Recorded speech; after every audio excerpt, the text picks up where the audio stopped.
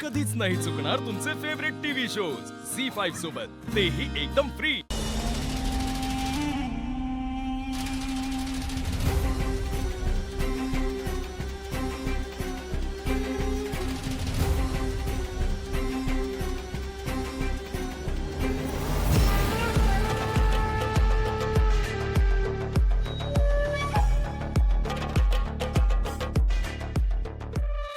Good morning. Show तुझ्या घरच्या चाव्या मिळवणं खूप इझी होतं ग। किती सरप्राइझिंग आहे। जस्ट इमॅजिन, बँगलोरच्या एका मोठ्या बिझनेसमॅनची मुलगी 4 पोरांसोबत फ्लॅट शेअर करते। नाही पटत ना? आता बघतच बसणार आहेस की काही बोलणार आहेस? की मी तुला तुझ्या संस्कारी असण्याचे पुरावे देऊ? देतेच। तुझ्या फ्लॅटचं एग्रीमेंट आणि त्यात तुझ्या फ्लॅटमेट्सचे डिटेल्स आहेत। काय तर तो एक मुलगा पिझ्झा शॉपमध्ये डिलिव्हरी बॉय आणि बाकी तिघेही तसेच NS, लो स्टँडर्ड। हा तुझा क्लास आहे?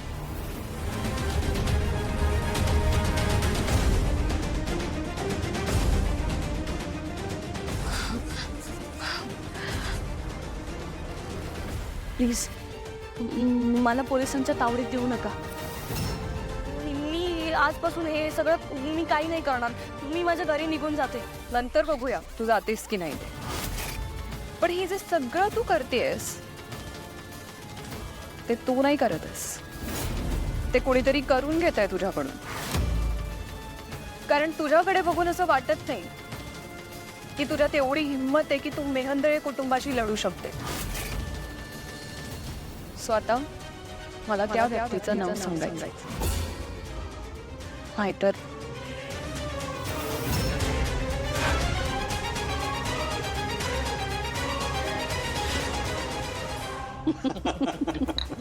नाही पण खरंच अस्मी सारखी मुलगी आपल्या घरची सून होणार आहे, मला खरंच खूप आनंद होतोय। आणि मुख्य म्हणजे सारंगच्या मनात सुद्धा आसमी अगदी भरली आहे। अगदी दुग्ध शर्करा योग जुळून आलेला आहे।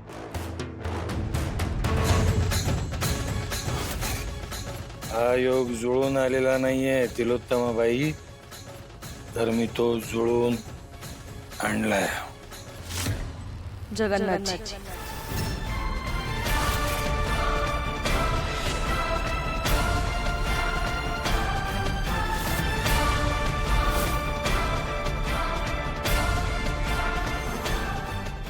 म्हणजे तुमची हॉटेल चेन आहे? हॉटेल चेनचं नाव काय?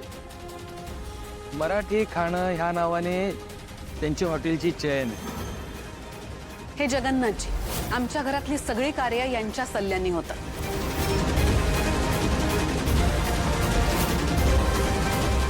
ह्यात माझी काहीच चूक नाहीये। त्यांनी मला आमिष दाखवलं म्हणून मी हे सगळं केलं।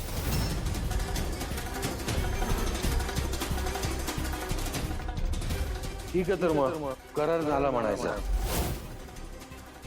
सारंग मेहेंदळे हे आहे माझं टार्गेट। बट आय थिंक तुमच्या समोर हे सगळं सत्य आलंय, त्यामुळे आता सगळा खेळ संपलाय। मी त्यातून एक्झिट घेईन आणि मी काहीच नाही करणार। जर तुला काहीच करायचं नव्हतं तर इथपर्यंत का आलीस?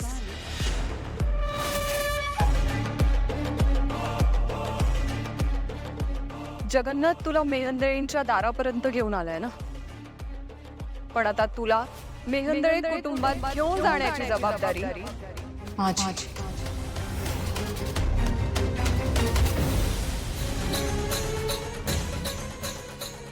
या महिन्यातल्या संकष्टीच्या आधी उत्तम मुहूर्त आहे, कसं करूया तुम्ही सांगा। मग मला वाटतं तिलोत्तमा तूच एखादी चांगली तारीख निवड। बरं, 16 चालेल? वीकेंड आहे, शनिवार आहे। 16 शनिवार, एक मिनिट। 16 शनिवार, वाह, उत्तम। उत्तम। चला म्हणजे या तारखेला अस्मी आमच्या घरची सून होणार. काय बोललात तुम्ही आता?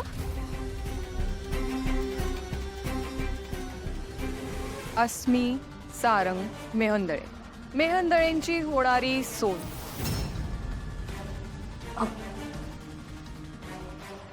मी चिमटा काढता का? नाही, माझा विश्वासच बसत नाहीये. पण तुम्ही हे सगळं का करताय? कारण मेहंदळे कुटुंबात तिलोत्तमा मेहंदळे नंतर फक्त एकाच व्यक्तीचं वर्चस्व असेल, ती म्हणजे ऐश्वर्या मेहंदळे. आणि आता तुला एक गोष्ट सांगते, जी आजपर्यंत मी कोणालाच सांगितलेली नाही. पण जर आपण टीम अप करणार आहोत तर मला आपल्या ट्रान्सपरन्सी हवी.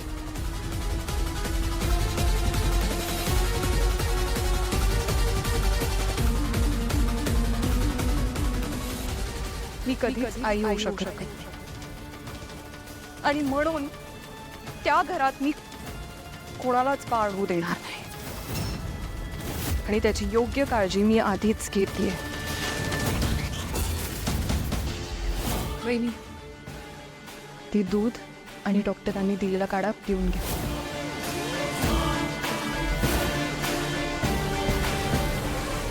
आणि आता राहिला प्रश्न तुझा, तर तुला मेहंदळे कुटुंबाची सून बनवण्याची जबाबदारी माझी. पण माझी एक अट आहे. तुमच्या एक काय 1000 कंडिशन ऐकायला तयार आहे. म्हणून कंडिशन काय? सारंगशी लग्न करायचं, पण कधीच मूळ होऊ द्यायचं नाही.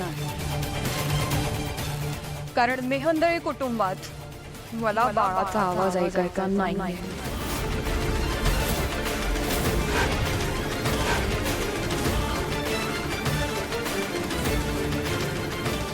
मान्य आहे, पण एक अडचण आहे. जगन्नाथला मी हँडल करेन, तू तेच करायचंस जे मी सांगेन. तिलोत्तमा मेहंदळे यांची संस्कारी सूनबाई अस्मी मेहंदळे माझ्या बोटावर नाचणार. आणि मेहंदळे घरात मी कधीच पाळणा हलू देणार नाही. काय अपू बाळा, आता कसं आहेस? बरं आहे. काळजी घ्यायची, आई बाबांना त्रास नाही द्यायचा. काम काय होतं तुमचं? नाही म्हणजे कसं आहे, अप्पू भाऊजींच्या चौकशा करायला आणि चहा प्यायला का तुम्ही ते आला नाही का? उत्तलवारांच्या खानदानात एक गोष्ट शिकली मी, श्रीमंत अशी मोठी माणसं गरीबाच्या घरी अशी बिनकामाची जातच नाही. तो काहीतरी काम असतं बघा त्यांचं. तुमचं पण काहीतरी काम असणार ना? बरोबर बोलते ना जगन्नाथजी? हुशार आहात, पण काय आहे ना, आधीमध्ये माणसांची भेट पण घेत राहिलेली बरी असते, म्हणून मी भेटायला आलोय. तर आता मुद्द्याचं बोलू, नाही का? तर एकनाथजी, ते विषय असा आहे की अमरची बदली होती. हो का? आता लग्न कॅन्सल करायचं का काय?